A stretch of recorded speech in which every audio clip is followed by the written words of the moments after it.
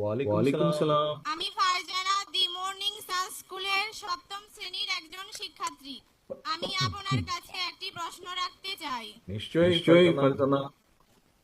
সাবেক প্রধানমন্ত্রী বেগম খালেদা জিয়া প্রাথমিক শিক্ষাকে বাধ্যতামূলক ও অবৈতনিক করেছিলেন, কিন্তু বর্তমানে প্রাথমিক বিদ্যালয়গুলো বলা চলে ছাত্রছাত্রী শূন্য।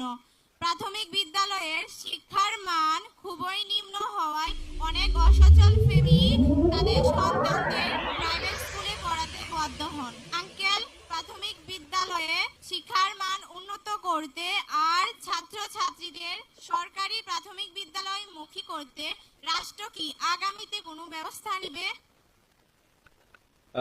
ফারজানা, ধন্যবাদ। তুমি ছোট্ট হলেও তোমার প্রশ্নটা কিন্তু খুব ইম্পর্টেন্ট প্রশ্ন, খুব গুরুত্বপূর্ণ প্রশ্ন।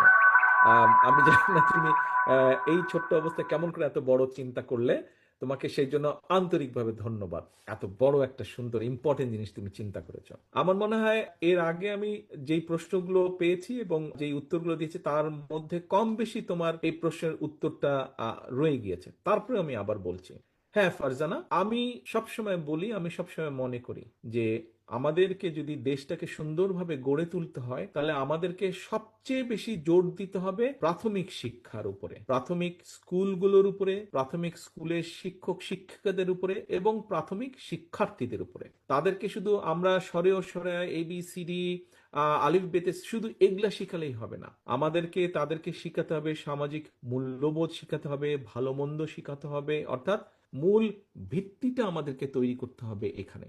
এবং সেই জন্যই আমরা পরিকল্পনা গ্রহণ করেছি যে আমরা চেষ্টা করব ইনশাল্লাহ প্রতি বছর দেশে একটা বাজেট তৈরি হয়। তুমি কি এটা জানো? বাজেট শব্দটার সাথে তুমি শুনেছো বাজেট শব্দটা? আচ্ছা, এই বাজেটের মধ্যে একটা সরকার বিভিন্ন যেই কাজগুলো করতে চায় তার জন্য তারা অর্থ বরাদ্দ করে।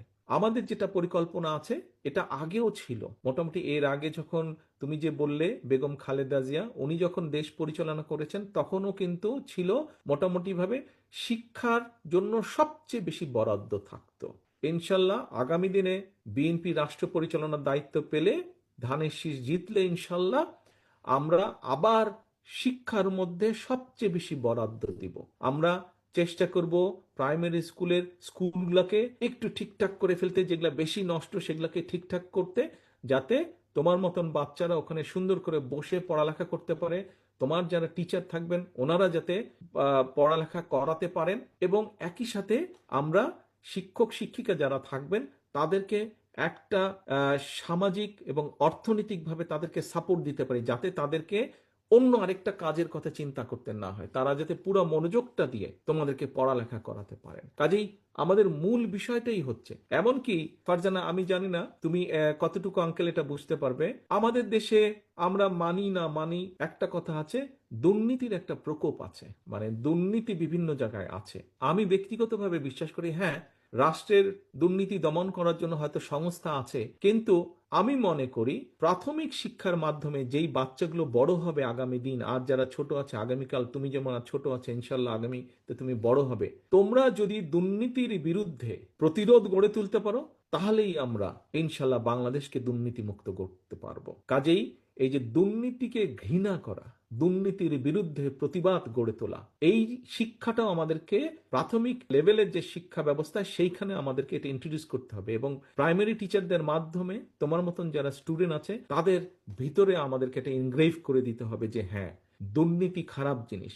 কাজেই আজ তুমি ছোট আছো কিন্তু কাল তুমি বড় হবে, কাল তুমি এই সমাজে একটা অবদান রাখবে, এবং সেখানে তখন তুমি দুর্নীতির বিরুদ্ধে স্ট্যান্ড নিতে পারবে। কাজে এই যে সামাজিক মূল্যবোধ, এই মূল্যবোধকে যদি আমাদের প্রতিষ্ঠিত করতে হয়, প্রাইমারি স্কুল হচ্ছে সবচেয়ে ইম্পর্টেন্ট জায়গা। কিভাবে মুরব্বীদের সাথে কথা বলতে হবে, কিভাবে মুরব্বীদেরকে দেখভাল করতে হবে, তাদের যত্ন নিতে হবে, কিভাবে প্রকৃতির যত্ন নিতে হবে, কিভাবে নিজেকে পড়ালেখা করতে হবে, কিভাবে আমাদের নিজেদেরকে ঠিক রাখতে হবে, এই সব বিষয়গুলো কিন্তু প্রাথমিক প্রাইমারি স্কুল থেকে হতে হবে, প্রাইমারি লেভেল থেকে এগুলো আমাদেরকে শিখতে হবে, শিখাতে হবে।